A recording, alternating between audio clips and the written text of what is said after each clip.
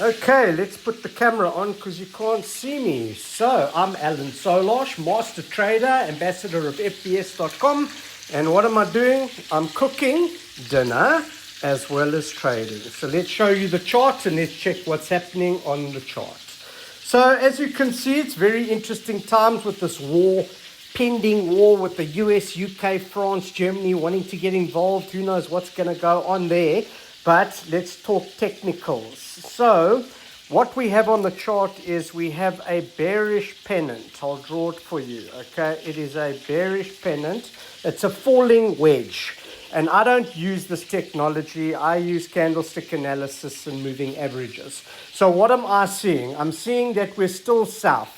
So there's been a clear bounce off the 50 moving average over here. Now the 50 moving average is the 200 moving average on H1. So there it is over there, 33.68. The red line at the bottom here is the 200 moving average. Okay, can I draw? Yes, I can. Okay, that is the 200 moving average on H1 at 33.68. If we go to the chart and we go back to H4, you'll see here that 33.68 coincides with the moving average. So why is this significant?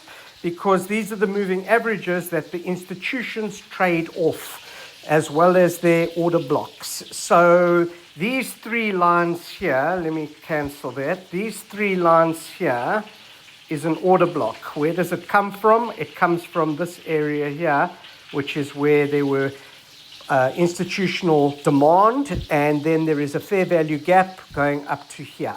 So this whole area here is an area of interest, and we're waiting for the candles to go above and out of this area before we can trade either long or short. What's interesting is the fractal over here and the fractal over there. I'm waiting for the second candle to open above the 8 EMA, 8 exponential moving average. So I want 1-2 clicks, must clear this fractal, then I'll enter my buys, and even then I'm a bit skeptical. I need to wait a little bit, maybe even wait until tomorrow. Right, so let's look at the chart again. What's interesting is that the second candle has opened above the 8 exponential moving average, and the candle is red, which is what I like. So I want the price to actually fall. I want the price to go to 3,200. I actually want the price to go to 3,000, where the next demand zone is, so I can place strategic buys right at north and never close those trades ever again.